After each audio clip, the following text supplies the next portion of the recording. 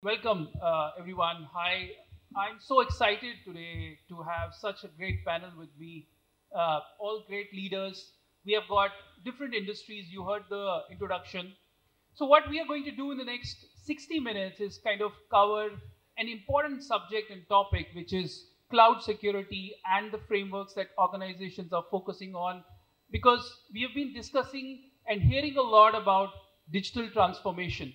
Now, it's very easy for businesses to define, let's adopt cloud journey, let's have fast-paced business outcomes. But if you don't have right strategies in place, if you don't look at what is best practice definition for each of those journeys, you will always have pitfalls, and then you will also get back into your kind of unsecure business models when you run larger enterprises. So today we are going to cover three main areas of our topic with different perspectives from all of them, personal views. We'll start with understanding how cloud adoption has kind of picked up pace, what are the baselines, what are key challenges. Then we'll also address a bit more on how technology has been changing the landscape of protecting our cloud assets and infrastructure. And then we'll also focus on compliance, regulatory requirements, and talent and skills, which is very necessary as part of cybersecurity portfolios right now. So I'll start with, Sujoy, you.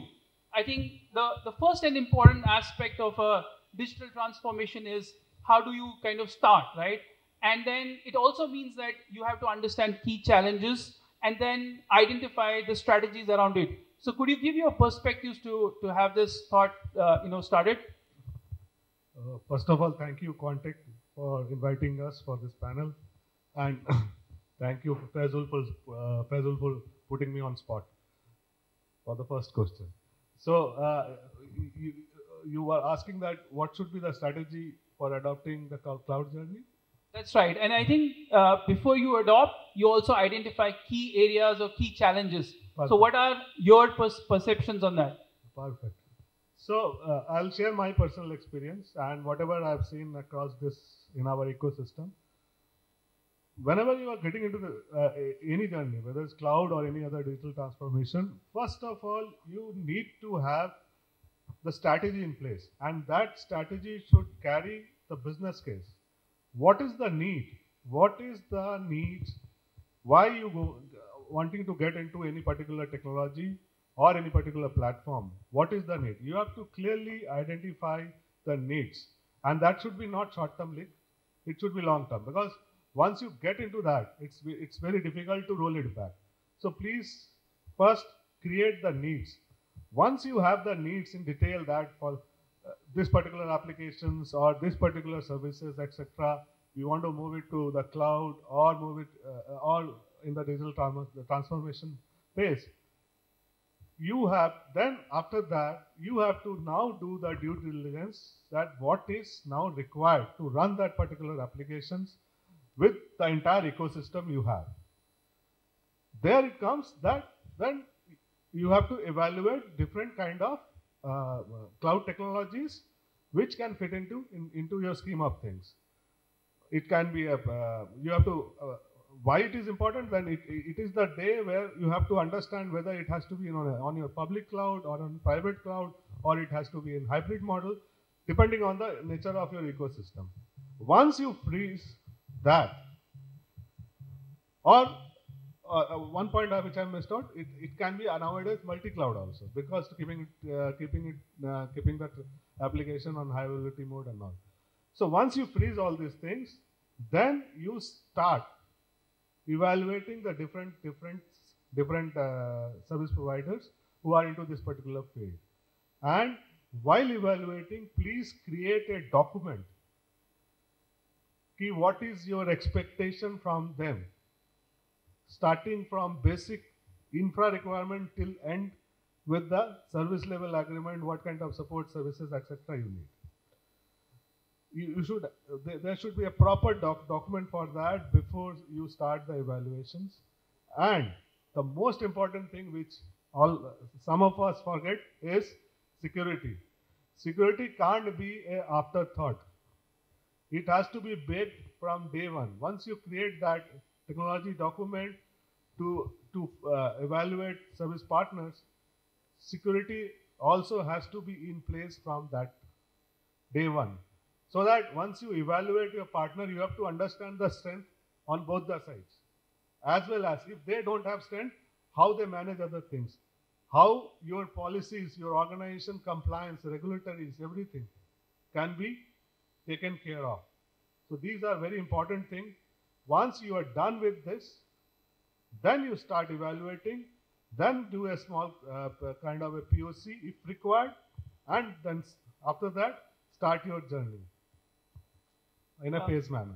Thank you, Sujoy. Excellent. I think it's a great start to the conversation, and I'll pick a few thoughts from what you said. I think what I could understand from it is with cloud coming into existence, it also means that your threat landscape is expanding, your attack surface is expanding, and wonderful to hear that it's not only about technology as a threat landscape or let's say attack surface that is expanding, it's your partnerships, your ecosystem, third-party partners, which are actually expanding. So I'll put JRD you on the spot on this.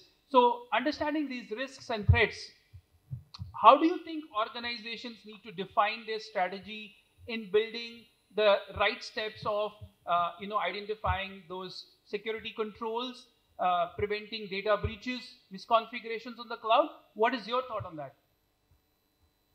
Okay, before sharing my thought, so we all know that there is no other option in avoiding cloud journey. We have to go for that. And where we have enormous benefits from the cloud journey, at the same time we have a lot of breaches or a lot of risks, what we discussed right now. So as you rightly said, I will always, focus on the basics. I have 3-4 probably strategies which I normally follow while going for cloud journey. One is the basic is you need to prepare a cloud framework. So we don't need to reinvent the wheel because there are almost readily available frameworks available, like we have NIST framework. Then we have well architecture framework from OEMs itself, like Azure is having their framework, then AWS is having their framework. So we need to have a framework how we are going to do, and they are actually well adopted. So based on that, we have to prepare our cloud metrics, then we have to prepare a cloud control matrix, then we have to start our journey. That's one. So framework, the architecture framework is very important. That's from me. Second one is we need to have continuous visibility. We need to have continuous monitoring what's happening, because any attack happens. From my thought process, there are only two things which causes to a attack or database, whatever you say. Either it's a misconfiguration or it's a vulnerability. So we are discussing about the misconfigurations in this topic right now. So continuous visibility and continuous monitoring is very much important, where now AI and generative AI is a buzzword. So rather than again reinventing the wheel, we can use the generative AI or the AI solutions which are available in the market to actually continuously monitor and just to have the visibility what is our misconfigurations. Then accordingly we can take a step. Third one is gone are the days where we say network is our perimeter. So IAM is actually very close to my heart. So nowadays people say network is not the perimeter and identity is the new perimeter. So we have to actually work on how to protect the identities, because any one single identity compromise or identity theft can lead to the entire compromise of our security. It doesn't matter if it's a cloud or it's on-prem also. So protecting our identity and minimizing our identity risk is another one, where actually we need to have robust policies for our identity governance and identity protections. Then we need to have the multi-factor authentication. Then we have to actually protect our administrative accounts also. That is the third piece. And fourth one is to have at least a good incident response life cycle. And it's not only creating some playbooks, but we need to test that also. So well tested at least incident response life cycle. Doesn't matter if it's a small incident or bigger incident, we need to test that out. So these are the 4 basic things which I take personally as a strategy while moving to cloud in protecting the cloud security. So do you suggest any specific framework? Because you started with framework. Are you suggesting a framework to follow that the enterprises and organizations should start looking at? I start with NIST cybersecurity framework. So earlier it was 1.3, now 2.0 is also there. But I mean, I have taken few names, so I will not suggest anyone because right now everybody is aligned. You follow anyone, that means you are following others also. So either you go for the Azure framework or AWS well architecture framework, or you go for Nest, or even ISU is also coming up with checklist also. So all actually they are actually interlinked. Okay, thank you. Again, wonderful thoughts, JRD. I think this leads into another important subject. And I'll come to you, Amit, because considering fintech, right? So what I'm hearing right now is you need to have greater visibility. The attack surface is expanded. Now we're talking about baselines. We're talking about identity access controls and policies around it. I'll come to you to understand what is your perception and perspectives on when you take this journey, how do you kind of prevent those shadow IT concepts on the cloud as well, misconfigurations, cloud mis-services that are being kind of used across SaaS, cloud environments? What's your take on that? Thanks for asking that question. See, as we were discussing that it is not the question of if I want to adopt the cloud now, because that's slightly outdated. The thing is that now I want to identify how do I run my workloads in cloud in the most efficient manner and how to secure them as well. That's what we all do as part of our security offices, as part of executing the responsibility as a chief information security officer of the company. Now you asked me about governance. See, I'll talk about security posture management. And when we talk about security posture management, there are native technologies, native tools that are present. If we were to speak about technology here, where cloud service provider sometimes provides you this visibility, that if you are configuring your services and running your applications inside the cloud environment, what kind of misconfigurations you have or you have made. So that is CSPM, Cloud Security Posture Management, and you get that visibility generally to a decent extent when you take services from a cloud service provider. But there are bolt-on solutions also besides built-in, where you can take these services from service providers and they provide you the best understanding. So what kind of understanding is this? It tells me what kind of compliance, how much compliant I am, which means that I can be compliant to some kind of a policy framework that I have defined for from my governance point of view, my policies. You can also, as someone was mentioning, that you can also utilize frameworks. You can have CIS benchmarks. And when we talk about regulated entities, most recently, some of the Indian regulators, some of these service providers, as we were also discussing some time back, some of these service providers, they have adopted the framework from Indian regulators, and you can get a proper visibility on the standards that you have implemented, on misconfigurations that you have made, and that gives you the proper understanding where to focus upon. So that gives me a huge lot of confidence that now I can generate a report which gives me a comprehensive understanding of where my non-compliance is, so that yes, I can rely on a third-party auditor who can come and perform an audit for me and give me some kind of a certification that yes, to the best of my capabilities, you are compliant. So that tomorrow, if some regulator comes and tries to perform some kind of a compliance check on my infrastructure, especially in the cloud, I'm not very sure I'm on my best effort. But when these kind of regulations, for example, if we had ISOs and HIPAAs and GDPRs of the world as framework to provide me visibility into the compliance, now I also have, I just got to know recently about this, now I also have the visibility as against some of the guidelines that the regulations in India are dictating or telling me. So that gives me a huge amount of confidence from that point of view.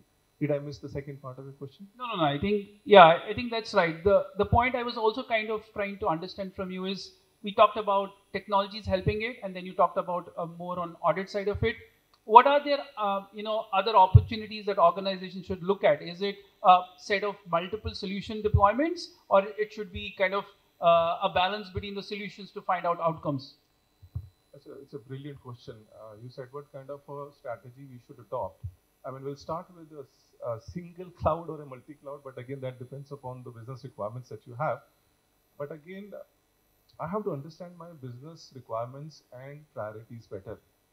Where if I am running some kind of a workload or an application inside my cloud environment, then I have to understand the risk first of all, and I have to see what kind of solutions are available with me from that service provider. I mean, if natively they are present, it is easier for me to implement them.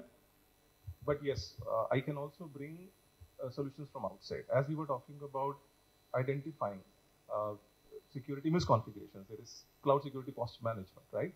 But now I can run my workload not just on virtual machine, but I can also do it on containers, right? There is a concept of elastic Kubernetes, right? So what do I do there, right? There's a concept of cloud workload protection. So my point here is that wherever I am running my application, my workload, I have to be very, very careful that the workload of the application is secured when it is from the runtime point of view as well. So there are solutions that are available. I have to, my very strong point here is that I, as a security officer of the organization, have to have a very good understanding on how my cloud runs, how I configure my services on the cloud. Because half the battle is won when I understand how cloud workload is configured. If I don't understand how cloud workload is configured, I will never be able to secure it, period. I will never be able to do that. And half the battle is won because most of the security is already built in design. If I enable those services in the way they should run, I'm done. I'm half done. Then I have to understand what kind of services are available on the marketplace or from outside or from my experience to protect the workload. My final point here is that before I secure a workload on a cloud environment, I have to understand what that workload is and where am I running that workload. And then life becomes easier. Whether it is a PaaS, whether it is a SaaS, whether it is an IaaS, if I understand that, and if I understand how that is configured and how is my cloud operations or DevOps is actually provisioning all those services on those infrastructures, securing that infra becomes easier for me. Absolutely. I think you're just teaching what the other panelists had started with and other leaders. And I couldn't, agree to that, any further. I'll get Devashish you into the conversation now. Just picking up the thoughts, what Amit explained. What is your view on the strategies that organizations are deploying to have a better detection, a better mitigation approaches for the cloud security, and also enabling, let's say, real-time visibility on runtime, where we are saying agility is the new thing on the cloud. How you think should enterprises kind of focus on this side? Good question, Faisal. See, we talked about misconfiguration, we talked about shadow IT, we talked about unauthorized user access, we talk about all these areas. In ideal world, these should not be major issue, but we are not living in ideal world. There will be shadow IT. We are all dealing in day in and day out with shadow IT. There would be misconfigurations. We deal in day in and day out. The ideal way is to have a multifaceted approach when we talk about misconfiguration as such. Amit mentioned and JID also mentioned about having good security posture management. It's good to have self-evaluation, self-monitoring, evaluation by yourself on these security posture, measuring yourself rather than having some incident, right? I will certainly recommend going on adopting infrastructure as a code, on auto provisioning rather than going on for manual provisioning and where the manual error comes in, right? Teamed up with access control, strong access control. Go back to the basics, least privileges. We have been dealing with least privileges, asking about least privileges or maintaining it since ages, since we were in traditional data center kind of an environment when we were inside a perimeter. Now the things have changed, but these principles still applies. Practical use of MFA, right? These things certainly takes control when you have this. Last but not the least, I would want to highlight one thing. A good training and awareness program. When we talk about training and awareness program, we just consider employees, users. We somehow do not consider our tech teams. you should have strong policies, governing policies, controls in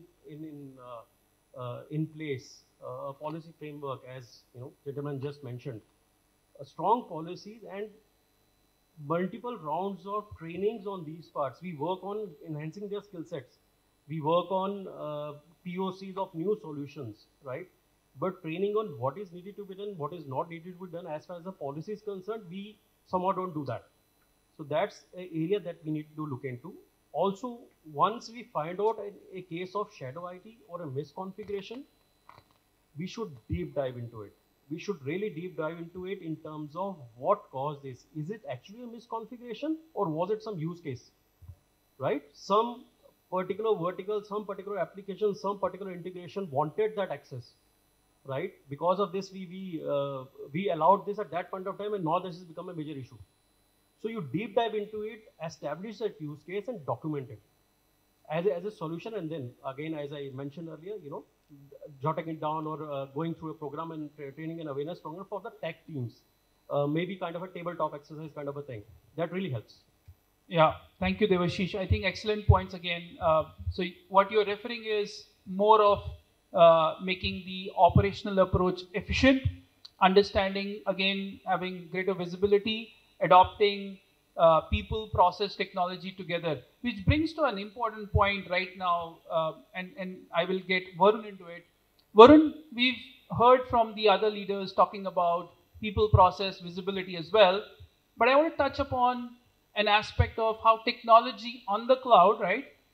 The security aspects. We have heard Gartner and research, other organizations talking about CSPM, CNAP, CWPP, and many other of these protection platforms on the cloud.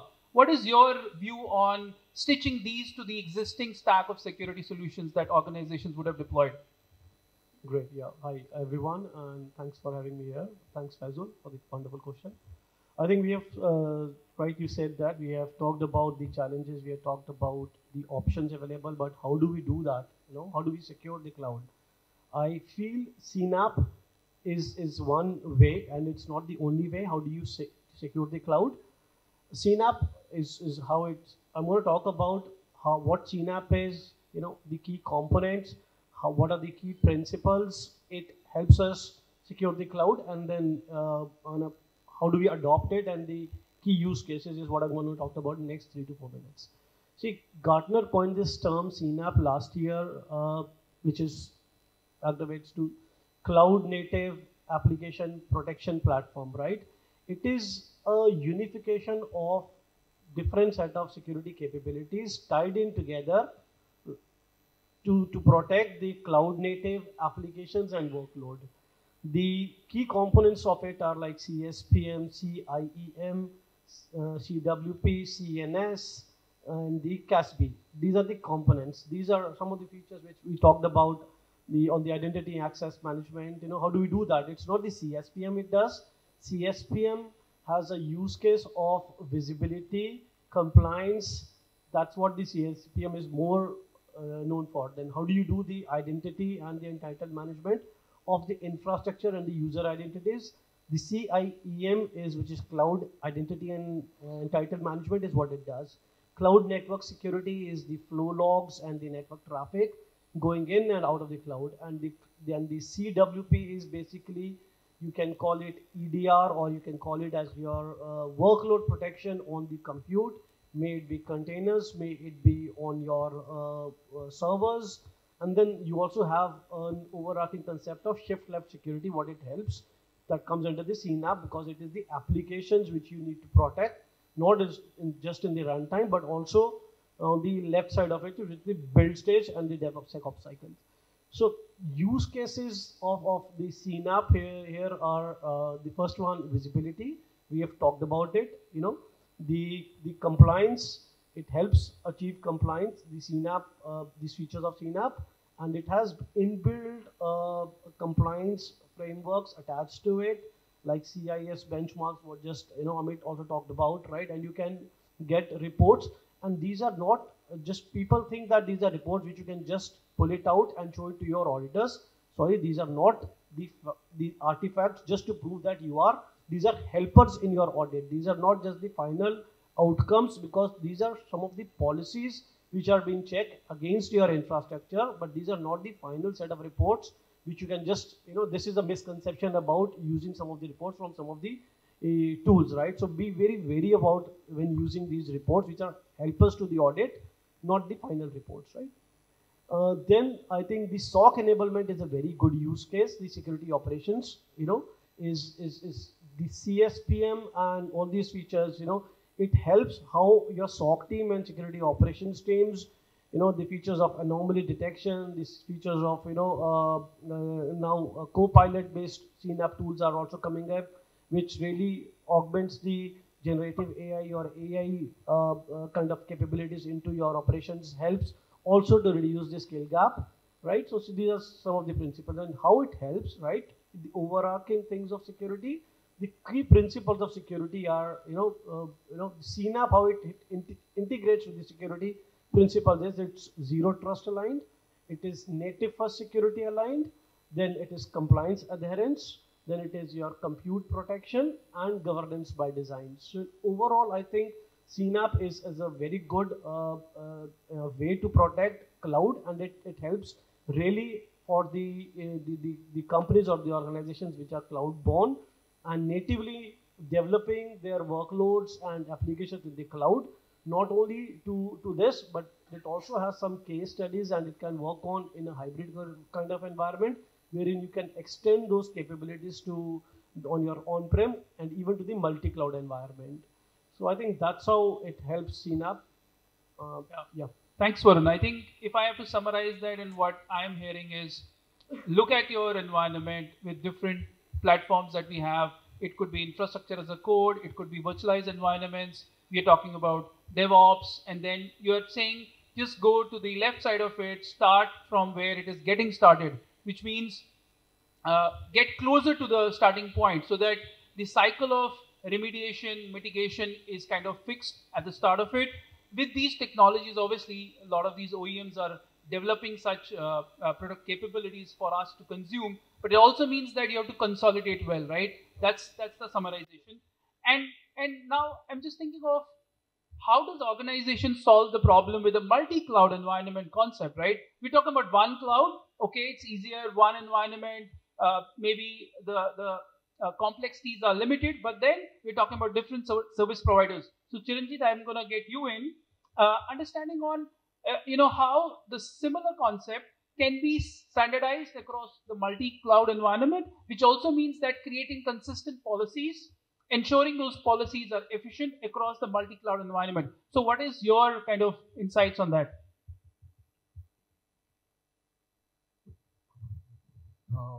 Thank you, Fazal, for asking this question. And not only me, it is pertinent to everyone because everyone is now embracing this multi-cloud environment nowadays. So as Sujay mentioned earlier at the start of the discussion, that the business case is actually driving the adoption of clouds. And it's like not only, we are not limited to one cloud, but it's like multiple cloud. And again, the use cases will vary significantly, as my peers have said. It could be like IaaS, PaaS, SaaS kind of environment. So all of this, when we are doing the planning or making the strategy, we need to have a proper visibility of the tactical and strategic vision of the organization. So if it is near time, long time, what kind of things are coming in, and accordingly we need to plan. So first is the planning of or onboarding of the business application.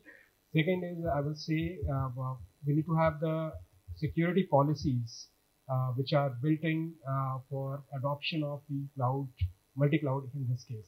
So we can use the same framework as ISO 27001 and we can extend it to the cloud also. Apart from that, there are other cloud native framework which cloud service providers are providing. Like everyone has their own framework, Microsoft, Google, AWS, all of them are providing it, and they are also sharing the responsibility mode.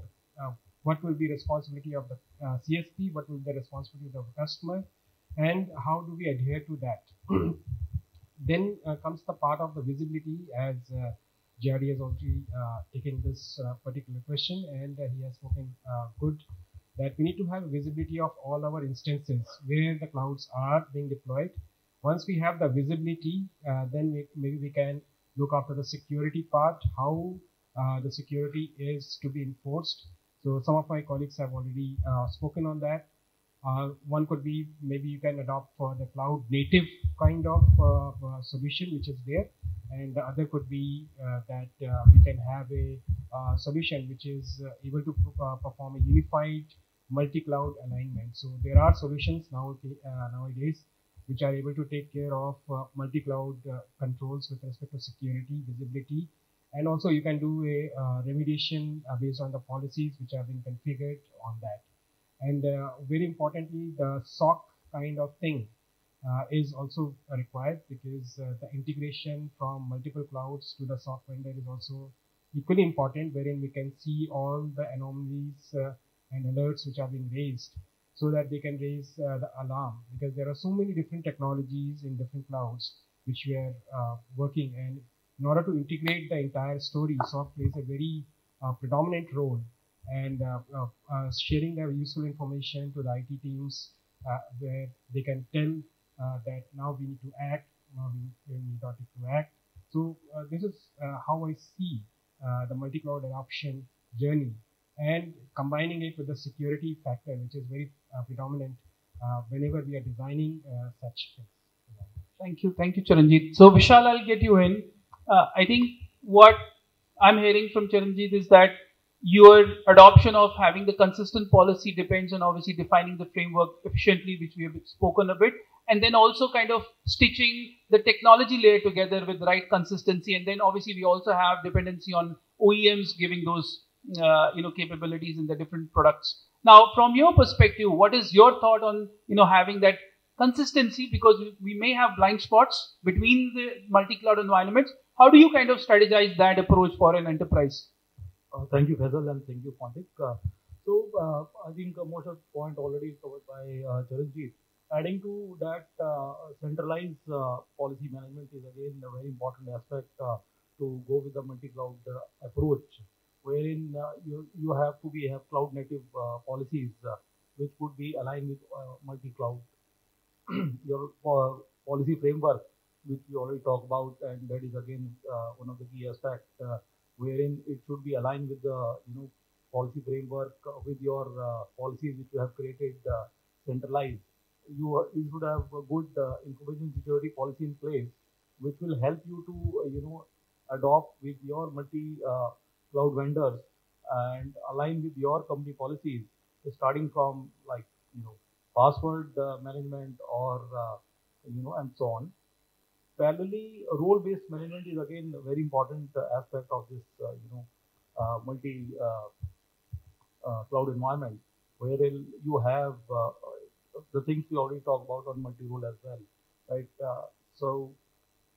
Last but not the least, training portion, which already covered a little while back, which is again important because continuous improvement of the InfoSec people or who are doing the monitoring and doing the day-to-day job, apart from the regular training, continuous improvement is also a key role over here to go forward the multi-cloud environment approach.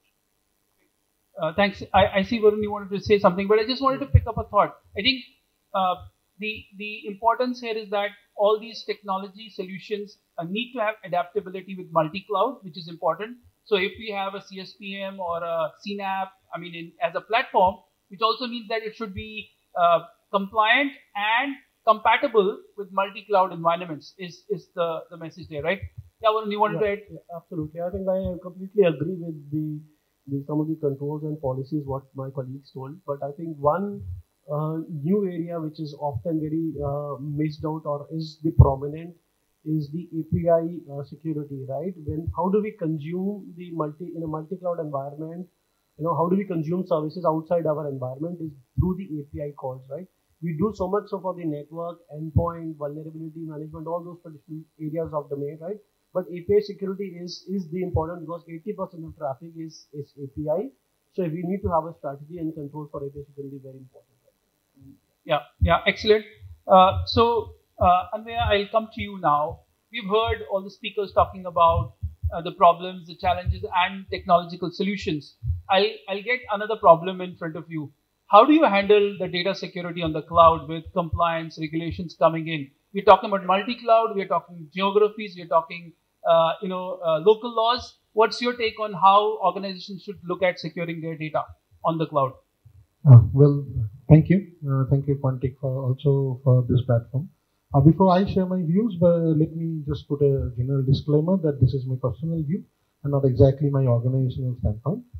Now, coming to this data security, I would like to start with the concept which has been floated or which has been shared since the beginning of this discussion. That is selecting the right strategy first. I mean, it should not be the case that, okay, I am going to cloud. Why I am going to cloud? I am going to cloud just because, okay, the technology is moving towards cloud, or okay, I have my peer industries who have moved to cloud. That should not be my consideration. And let me share you one of my experience. I saw one of my friends discussing on migration of cloud, some of his applications. When I asked him, why are you moving to cloud? He just said, no, I am facing a really lot of problem in this sort of a regulatory procurement regime to procure my on-prem hardware, so I am moving to cloud. I mean, my point is that should not be my strategy. That should not be the consideration for moving to cloud. So when we are moving to cloud, obviously we should have the strategy and the proper risk assessment of whatever the components I am moving to cloud, what are the risks associated to that, whether I am going to really reduce or mitigate my risk from having it on-prem, or whether I am really trying to improve some of the services requirement. Now, when I am doing so, obviously, starting from the data which I am residing on cloud, I must do have a proper risk assessment to understand what exactly are the attributes of data, which I need to really protect. Whether is it the confidentiality of the data which is important to me, whether it is the integrity of the data which is important to me, and whether or the availability or a combination of those. Now, when I really do so, if I can judiciously do so, then naturally I have the idea of selecting the right technology or the right solution of mitigating or the right mitigating control from that perspective. Say, for example, if I really am very much concerned about the integrity of the data, I will be going for a robust encryption technology. Now, if the availability is concerned, then obviously I will try to select that type of a multi-cloud environment when I have a better SLA. I may be having a multiple presence of cloud data centers infrastructure, which is providing my service. Now, coming from that perspective, important is now, whenever I am moving to cloud, there are regulatory requirements also. We all know that, okay, adapting to a MeitY approved cloud is one of the solutions which most of the government agencies obviously do adhere to. We do adhere to those requirements of the data not residing out of India. All those typical regulatory requirements are there. But after that, myself being from power industry, there are no such specific regulation in power industry as such, other than the typical CA guideline or the certain direction, which gives a clear idea what should be my cloud presence and what are the regulatory requirements in my cloud. Now, I just want to share with you, CA is coming up with a regulation of security regulation for power industry. There they have a chapter, there's a section for cloud security also. That also talk about these basic principles of cloud security. Now, when we talk about service providers giving those cloud security, we need to understand one thing, that the package comes with certain basic security, maybe a network firewall, maybe encryption, maybe typical access control. We need to understand what are the add-ons we need to put on. And we have to select those add-ons. At times, the users do have a perception, okay, I am going to cloud. There's a public cloud service provider, so they have aligned all the security for me. It's not exactly the right thing. They will give you a basic security. So you need to understand, evaluate what are the security they are giving, whether it is satisfying or it is mitigating all your risk within an acceptable limit, or you need to add on something more. And accordingly, you have to add on, and obviously have a periodic assessment, VAPT, a closed loop through maybe your SOC, and a regulatory compliance requirements. I think that will give you a better clear posture of the basic data security which you need to maintain in cloud. Yeah. Thanks, Anvay. I think, and I just wanted to just put a thought there. I've seen organizations doing two important concepts that we just heard, and they've been focusing on data and privacy threat modeling when they do cloud, right? which is an important element here. And I think we'll touch upon a little bit more on the compliance aspects in a bit. But I just wanted to come back to you, Sujoy. Now, we've seen a fair bit of understanding on where to go to cloud, how to prevent, protect. But we know there will be misconfigurations leading to incidents. Now, if there are incidents, what is your thought process on having a robust incident response plan on the cloud side? Does it change? And what are the intricacies involved when we move to cloud with the incident response plan to be effective? First of all, if you have heard Varun on CNAP and you implement that, you will have a tight sleep at night. So most important thing is that you have to understand your cloud workload, how it is configured, what are the access policies, etc. Please understand what are the key areas where these bad actors are exploiting to bring down your services or steal your data. Most important thing is that they exploit your access control. And second is the misconfiguration we are talking about. So what should be the remediation? Very simple. You need to have a very robust controlled access control system on your on whatever platform you are using, whether it is SaaS based ready-made solution or the customized cloud platform we are having. So most important thing is again the access control. And apart from that, I'm not talking about multi-factor, RSA, etc. It should be robust, very robust.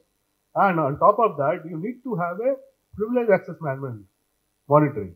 That is also a very important thing. The people, the power users, the admins, etc., who are doing daily management of your workloads has to be also checked properly. Therefore, that also you need to have a process, policy, and tool. Apart from that, second is what I talked about is the misconfiguration. See, it can't be done deliberately. The people are doing misconfiguration. It can be a skill set issue. It can be by ignorance also. It can or it can be a bug in the system. But to prevent that, you need to monitor. You need to have system, process, tool in your risk management framework, what you have for your enterprise. That can showcase you immediately that here is the problem, you have to remediate. So, if you follow it religiously, my personal experience, you will not get into rough time. But generally, people ignore all these things, not use the right process and policies and tools, and finally get into all these mishaps. The most important thing is, in your enterprise risk management strategy, you need to have all these things. What you have for your captive data center, similarly on your cloud platforms. And when you talk about incident management and all those things, why you are allowing to get into that? You have to be more proactive to stop any kind of incident rather getting into the incident management system.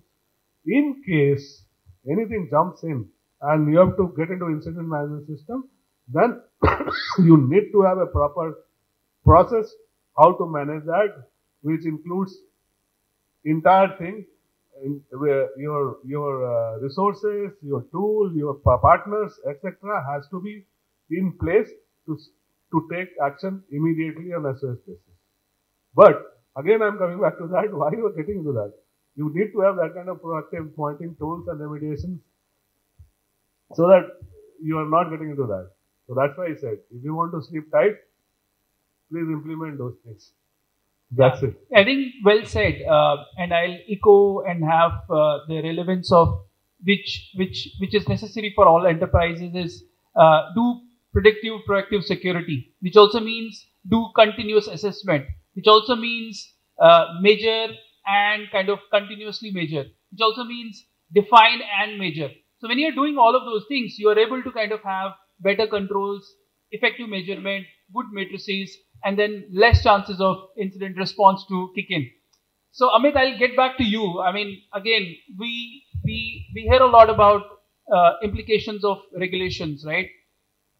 Data security, data privacy now becoming so relevant, what is your view on where organizations need to focus when we talk about data strategies, regulatory and compliance requirements, moving towards cloud? And you rightly said earlier, it's not a question of why cloud, is like, am I moving towards that direction, right? So how do you think organizations should focus on data security strategies on the cloud with compliances and regulations in their mindset? I mean, before I move on to that, I just wanted to add to what Sir was saying on security incident response. There is one thing that comes to my mind is you also have to think about shifting security to the left so that security incident does not happen. For example, in this case, if you're talking about that there are misconfigurations that are happening and my cloud team or my DevOps team is doing some kind of misconfigurations because they have not been careful, and I am taking some kind of a reactive response where using some kind of a security posture management, I am detecting and then responding, or detecting and then correcting those mistakes that have been made. Those are vulnerabilities. Those are risks for me. What I'm saying, what we are saying here, we're trying to explore here as well, is that before those misconfigurations, they become part of infrastructure. How can, as part of infrastructure as a code, I can identify those misconfigurations and detect at that stage? So if I have some kind of a CI/CD pipeline where I do not let any kind of a risk or a misconfiguration to go into my infrastructure, I shall be able to I'll be more proactive. I shall be able to not let any kind of a misconfiguration go. So this concept basically of shifting left, security everywhere, has been fruitful, has been successfully been able to improve our security posture, and I firmly believe that we shall be able to see lesser and lesser security incidents happening because of the sheer concept of shifting security to the left. Now, when you said what comes to my mind when there is some kind of a adoption that happens in cloud, and how we can make sure that we are effective at the same time are secure in adopting cloud environments and running our applications there, the only thing that comes to my mind is governance. And if you have a strong understanding of what you want to run and how you want to run, governance becomes easier. And it is not very, very different from how we were managing governance part when we were running on-prem. It's just that coming to the same point that you have to understand why you are going to cloud and how cloud runs. If you actually understand these two important concepts, that why I want to move to the cloud and how cloud as a service runs, or how my services will run in cloud, I believe that that your governance will be easier. And there are a lot of frameworks that are present which will make my life easier. And I will not talk about service providers who also help us managing the governance part. So in a nutshell, and will not take more than 30 seconds, if I have to be careful about one particular thing on when I want to move my applications and my business and want to adopt cloud as a platform, I have to be very clear about my strategy on why I want to do it and how this is going to be running in the cloud, have a proper understanding, and governance is very critical. Thank you. Yeah, you wanted to add? I just don't want to open another Pandora's box of basically the concept of this incidents management, and you need to be more proactive and secure. But nowadays the concept is something like that. I'm echoing the concept of NSCS and others because I belong to a critical information infrastructure notified company. We are facing state-sponsored attackers, so they are much more, strong than us, and you really cannot avoid incidents or mishaps to happen. So the regulatory frameworks, etc., also mandates for having a very strong cyber crisis management plan. Now, NCIPC Rule 2018 specifies that you need to have a cyber crisis management plan, which must have a mock drill regularly. You must prepare yourself, gear yourself, and continuously do drills for responding to security incidents. That should be in practice. That is what I want to add. Yeah, absolutely. I think well said. So, Chanjit, I'll just want to get quickly you in. Being a security leader, managing, what we've talked about on the cloud with data security, data protection regulations. What is your thought? How are you kind of structuring this, being a leader and adopting the journey?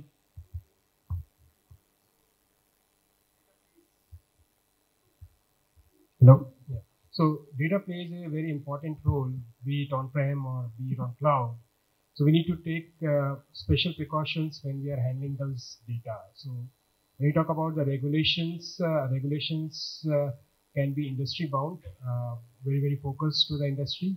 It could be company-wide regulation if we are doing or following some certification as part of the standardization process across. So these two will be there. Apart from that, the law of the land also plays an important role. So typically there could be a tactical way of keeping your sensitive or most secure data. Either it could be like you can place it on-prem, most sensitive ones, the critical ones, which will have a more defense in depth kind of approach, and possibly the non-critical ones is you throw it on the clouds. So that is one way of looking into that. The second way is that if you have multi-cloud kind of adoption, then maybe you can choose within the cloud providers also, you can have a DR strategy wherein you can have multiple CSP participate in that with an orchestration, and you can perform these DR drills so that you can check your resiliency. Not only one application or some critical application, I would say it's better to do it for entire thing. And for that also, you need to have a proper calendar which has been backed in. And business has to look into the restoration of application and see how smoothly we are able to get into that. Are we able to meet in the RPO, RTO guidelines which have been defined and agreed between IT and business? And then keep it. And I think this is also important for regulatory industries to share such kind of information about listed companies in the Sensex or the BSE, etc. To share, they have done the disaster recovery of their applications, and they have kind of an RPO which is 0, which they can achieve. Apart from that, maybe you can look into the data protection, wherein you need to have a backup solution. So if it is very, very critical backup, maybe you can have a hot kind of thing, a continuous replication of data moving into multiple clouds or to the cloud and on-prem and vice versa kind of thing. That kind of approach you can look in and see if it is working fine for you. You need to also look into the very important factor of doing the encryption. Encryption could be like data at rest, data at motion. And very important in cloud nowadays, the incidents which are coming in is leaked credentials or leaked leaked keys. So if the keys are also getting leaked, it can also create havoc for the organization. So rotation of the key is also very important, that you need to have a defined policy and you actually do it seamlessly without making any hindrances to the application or to the people who are administrating it.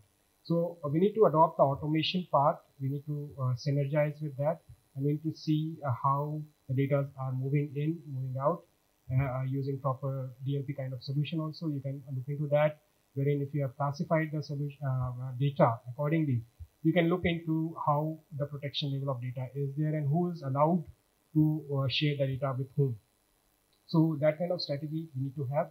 Apart from that, maybe you can also look into the supply chain, the IT partners who are also supporting IT and ensure proper mechanism is there, like a PAM kind of solution, MFA kind of thing, if they're being using it. So that should be taken care.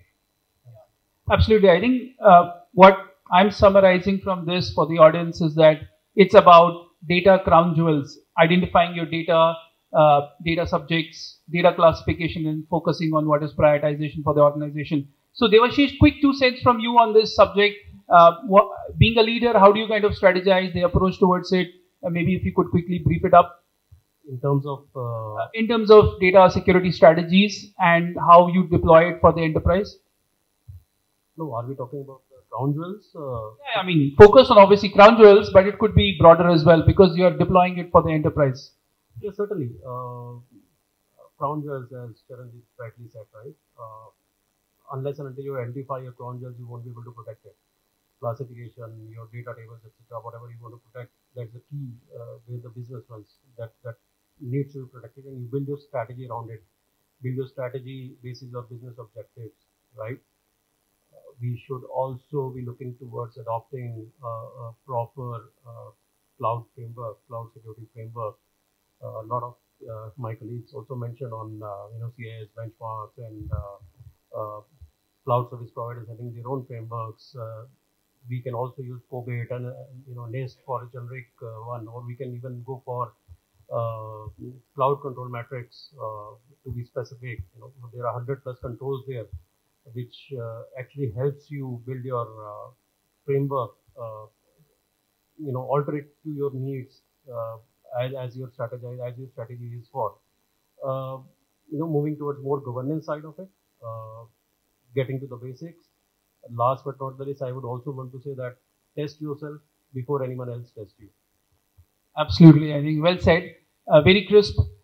So this brings us to the last section, which is very close to me personally, but I think all of us grapple with that, is skill and talent. Now, we've understood there are so many problems, but there are solutions available. There are strategies to follow, but then someone has to do some homework. Someone has to be prepared for it. So Vishal, if you could help us understand, from your perspective, what is the take on kind of handling this skill and talent gap and, operationalizing the better outcomes for the organization? Absolutely. So since security is very paramount and, right from the start, as I already set the benchmark, and that is the reality. Similarly, security professionals also need to be, trained on a continuous basis, not on a yearly basis or so, because threats landscape is increasing. We have to be, continuously improve our skill set. Do the assessment, regular assessment, so that we can see where are we lacking right now. How do we, go forward the things? How do we mitigate the things before it got arrived to the wrong direction, right? Amit already talked about the left side of the thing that is very much required. Clean apps we already covered, and so in terms of security, like you can go for the pro services if you talk about a while back. That is also one of the portion. You can hire professionals to look after the security aspects because it's very difficult to have multiple tools. You have multiple skill sets required at one place, and security lens is already there in the market, and to give the gap, to fulfill the gap rather, your security needs to be upgraded vis-a-vis your expert, security infosec team basically also need to be upgraded parallelly. Absolutely. I think with that, what I would just kind of flip it into JRD is, should the organizations focus on putting in more cash into upgrading skill sets with trainings, regular trainings, or maybe also go the route of a managed model where external partners help them kind of survive the efficacy of the program?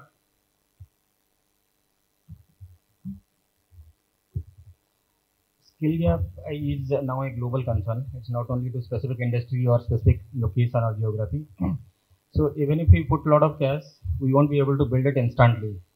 So definitely, managed service providers are very great help, and specifically to organizations where there are limited resources.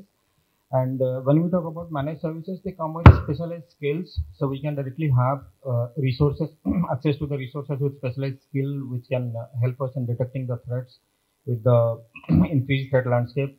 They can also provide good advanced technologies. Also, they can utilize AI and ML, where we can quickly detect and respond to threats also. But at the same time, there are also certain challenges, like whenever, so there might be some data privacy concerns also, and there might be some regulatory issues also. So while choosing the MDR service, we need to definitely take those into consideration. So no doubt, these managed services are a great help, but we should not take them as a silver bullet solution kind of thing. And even if, if managed services, they cannot provide an end-to-end solution. So they can provide specialized services in the specific areas. Still, you need skilled resources to manage them also. So in the parallel, we definitely need to build our own in-house security skilled resources, but that's a slow process. So, but that should go in parallel. Yeah, thank you. So the learning is that we need to strive We can have multiple models, hybrid, captive, outsourced, but at the end of the day, we need to find what is fit for the organization. It's not like, the same solution can work for everybody. So I need to close this, Varun, with you. I think we can't have any conversation without AI. So I just wanted to close it with that. What do you think on AI and generative AI for the cloud security framework? Where do you see, the use cases, or briefly, if you want to touch upon, where is it heading for cloud security frameworks and adoption? Sure. Yeah, when it comes to Gen AI, I think not just cloud security, the industry is currently figuring out what is the use cases for the cybersecurity, and of course, cloud security will be part of it, right? And this is my favorite topic, to be honest, these days, generative AI and cybersecurity. The reason because, one, what we are currently, I personally feel that what we are currently talking about cloud security and a lot of discussions about cloud security, maturity, not just the adoption, maturity, and how do we operate in cloud. I think 1 or 1.5 years down the line, this will be a tectonic shift to Gen AI and cybersecurity, the challenges. So cloud security will not be too much talked about. I personally feel so, right? And there is like, when it comes to Gen AI and cybersecurity, there are 3 broad application areas where the Gen AI can help in cyber. One thing is the predictive analytics, then it is in the your threat detection, and third is basically your even a skill gap. Gen AI can reduce your skill gap as well, right? So I can talk much about each of these items in detail and how does it do, but I just want to end up saying some use cases, with predictive analysis, you can actually predict the lot of data using the Gen AI machine learning model, which humanly is not possible. You can predict the last data, the previous data, and patch the vulnerabilities freehand. Another thing, you can have bot identification, malware research engineering. It can help summarize from the SOC aspect and cloud security operation aspect. It can summarize things. It can be a friend to a security analyst in a co-pilot mode, right? And last but not the least, on the skill aspect, I think people say that Gen AI is going to take jobs. In security perspective, I think it will not take jobs to much extent, but I think people who are not using these tools in cybersecurity, they will be replaced by the people who know that skill, right? So I think that's how I think it. Thanks, Varun. And I see Sujoy a bit eager, so I'll give him an opportunity while we're just at time. I just wanted to close it with a humor that don't fully depend on AI. Please keep your eye open, which is given by God to you. Thank you, Sujoy. That's sweet. So do we have any time for questions or no? Okay. So I would want to take this opportunity to thank all of you taking out time. It was an excellent conversation. Few key takeaways for all of us, I think, here: have greater visibility, start with a framework, know what are your crown jewels assets, start from there, deploy and identify solutions that are relevant for you, and then start kind of doing continuous assessment, and adoption will be easier. So thank you so much, gentlemen, and great pleasure having you here. Thank you.